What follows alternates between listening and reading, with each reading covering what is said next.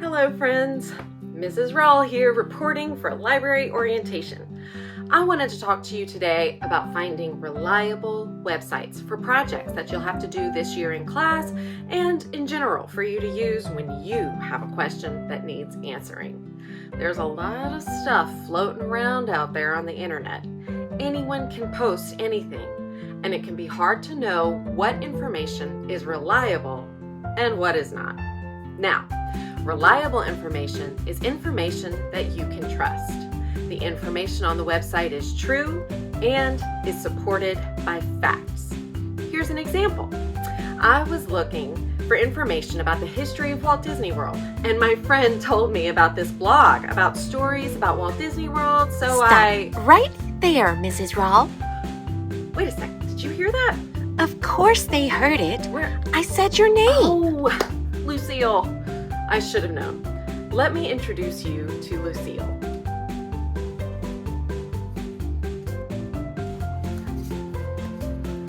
She's the world's littlest librarian.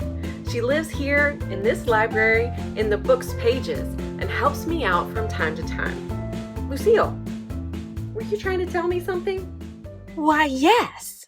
I heard you say you wanted to show our friends an example of a reliable website to find reliable information about Walt Disney World. Yep. That's why I was telling them about this blog my friend read. You see, it has... That's what I thought. I don't just read these books, you know.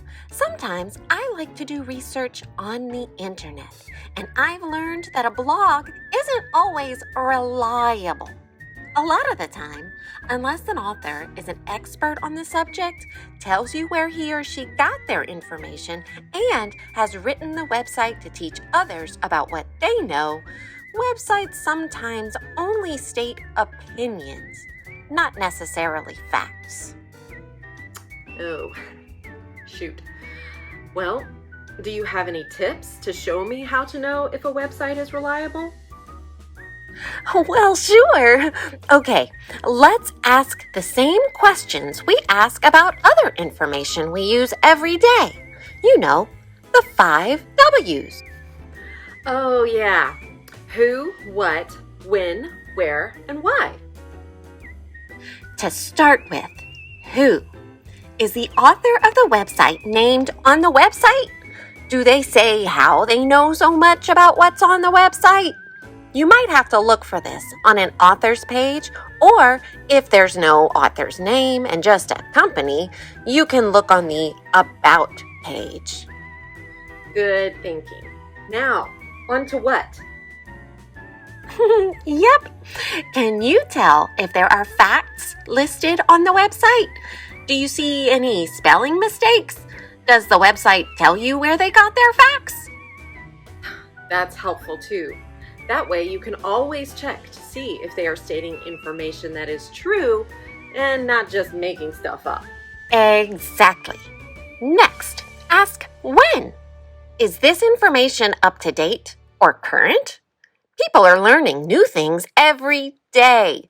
You don't want to use a website that has old information or information that new discoveries have made obsolete.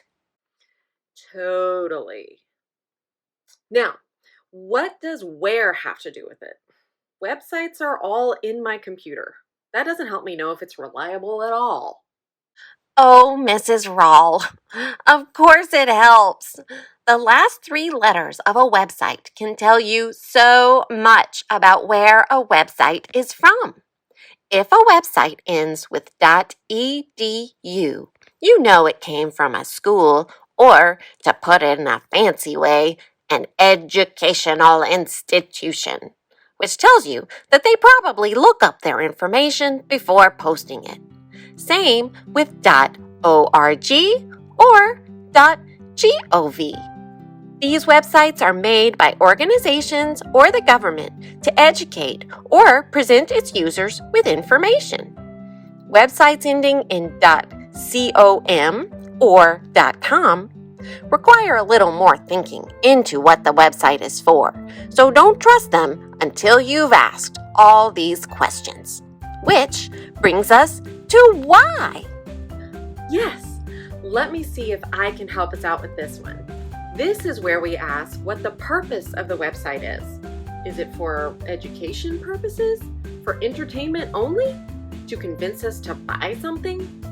If we can tell that the website is meant to teach us true and helpful things about a topic, it can be trusted over something that just wants us to like a web page or to convince our parents to buy a toy or something like that. You got it. Phew, that's a lot to remember, Lucille. You're right. That's why I made a handy checklist for our friends to put in their school binders. That way, when they find a website that might help them in an information search, they can use this checklist to make sure it's reliable. That's perfect. Thanks, Lucille. See you next time. Okay, bye for now. Until then, keep reading and learning, friends. Thanks for listening, everyone.